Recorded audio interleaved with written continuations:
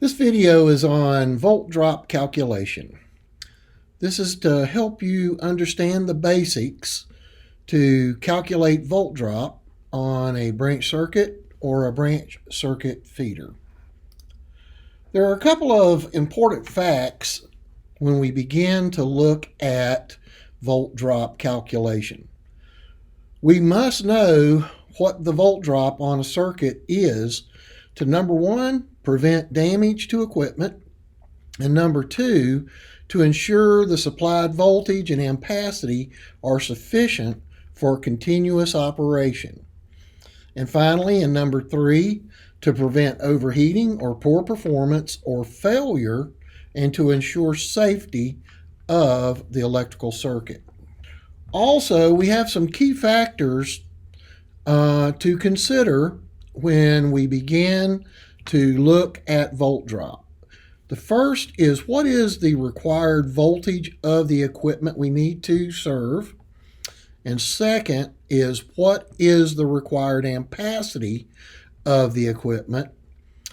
And third, what is the distance of the circuit, whether it be a branch circuit or a feeder circuit? And is the circuit to be single phase or three phase? And will we be using copper or aluminum conductors? Next, we need to look at some basic information references. It's necessary that a person have some basic information before they can perform a volt drop calculation. When we look at the National Electrical Code, NFPA 70, Article 210.19a, in your informative note, here is where we find that the requirement of the code is that branch circuit volt drop will not be more than 3% and feeder circuit volt drop will not be more than 5%. This information is also in Article 215.2a1 in informative note 2. Next, we have a few more basic information references that we need to cover. We must look at what the resistance value of copper and aluminum conductors are. Now, the first thing we want to look at is what the average resistance of conductors is respective to what they are. So the first is the resistance of copper in ohms, which is 13. Aluminum resistance in ohms is 21. Finally, we need to know the value of a single-phase circuit or a three-phase circuit. Whenever we are using a single-phase calculation, we use the number 2. Whenever we use the three-phase, we use our square root of 3, which we use in all of our other calculations, of 1.732. Next, we need to locate the necessary information that we're going to be using when we perform our calculation formula. So the place we want to look at is in NFPA 70, the National Electrical Code, in Chapter 9, Table 8, Conductor Properties. You want to go to the left side column, and we want to be looking for circular mills. Now, we need our information for the circuit. We need the voltage of the circuit. We need the ampacity of the equipment. We need the distance of the branch circuit or feeder. And we need the type of conductor, whether it is copper or aluminum.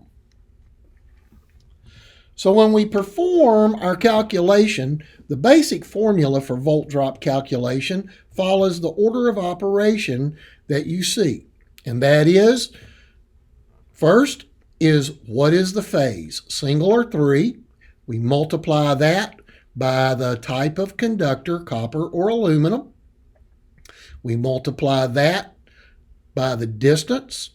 We multiply that by the ampacity requirement of the equipment. And then lastly, we divide that number into the circular mils, and that gives us our volt drop. So let's do a calculation. If you have a single phase 120 volt 20 amp pump that is 300 feet away, and we're running a number 4 AWG copper conductor, what is the volt drop on the branch circuit? So what we find is we're going to be single phase, so we use the number 2, times 13, because we said we would be using copper. The distance was 300 feet, and the ampacity was 20 amps. So 2 times 13 times 300 times 20, we arrive at 156,000. Now we said we were going to use a number 4 AWG. So therefore, when we go to Chapter 9, Table 8, and look at the circular mils of a number 4, we find that that number is 41,740. So when we divide 41,740 into 156,000, we get 3.7 volts. So 120 volts minus 3.7 volts leaves us with a working voltage at 300 feet of 116.3 volts. So we're at our 3% using the number 4, which is acceptable. So what if we'd had over 3 or 5%? What would we need to do for our calculation? We would have to go back and increase the size of our conductor by applying a larger circular mils of that conductor until we find a conductor that would keep us within our 3% for a branch circuit or 5% for a feeder. Now, it only takes a little practice to get this calculation under your belt. Make up a few questions of your own and try them out. I promise you, you'll get the hang of it pretty quick.